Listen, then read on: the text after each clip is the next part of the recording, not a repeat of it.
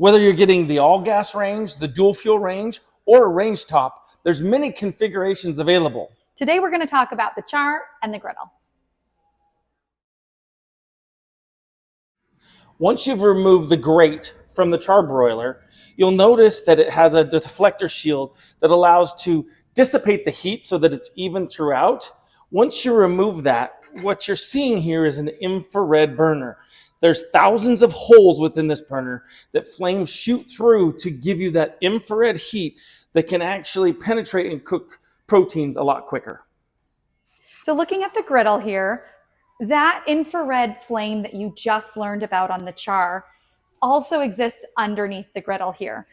So that entire flame is underneath here to heat up this 1/2 inch thick piece of steel. The beautiful thing is we have a thermostat that runs front to back right underneath that piece of steel. And that allows for a quick response time and to be able to keep that temperature control consistent. The griddle is thermostatically controlled by the individual degree, so it makes it a very flexible and controllable surface. If you have the desire to show your customer that infrared broiler underneath there, you don't have to remove the griddle. In fact, you shouldn't. You'll damage it. What you can do is use the Char that's on your floor as a selling tool toward that griddle. You can lift that up easily to be able to show how that flame works. When using either the Charbroiler or the griddle, there is a lot of ventilation to be accounted for. We can't just use the standard equation for how big of a vent you need to pull all the smoke and grease up. The rule of thumb is you need to add 200 CFM for each one of these that you use, or if you have a double griddle, that should be 400 CFM. If you give a customer something less, they're not going to be satisfied with the performance of their ventilation. With the griddle, it's important to note that there are a few steps that need to be considered before your customer starts using it. There's a seasoning process that needs to take place that either they can look on our Instagram or they can come into the showroom and meet with Chef Derek to learn more about how to season and how to clean their griddle post-use. And really, it's important that you tell them it is going to get this beautiful patina as you use it.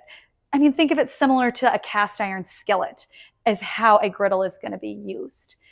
Additionally, there are some fun accessories. It comes with the stainless steel cover so that the customer can not see this while it's not in use.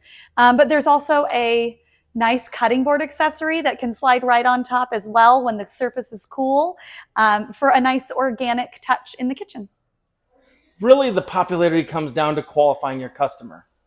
Somebody looking for a grill inside, they maybe don't have a grill in their backyard. This allows them to sear steaks, sear salmon, even do grilled vegetables on the Charbroiler. If you want more than that, you want more versatility, then I think the griddle's going to win. I think the griddle ends up being the more popular selection here in our market because it is so much more diverse and people have those outdoor grills here in Arizona. So with the griddle, you can do a lot of that searing with that high temperature of proteins. But I mean, obviously you can make pancakes, but a lot more than that. Just about anything you do in a frying pan, you can do on the griddle here as well. But whether they do the Charbroiler or the griddle, they get that control they're used to with Wolf. They get the ability to make and do the things they like to cook. As long as it has the right ventilation, they're going to be happy with the performance. And that's what makes Wolf our cooking specialist.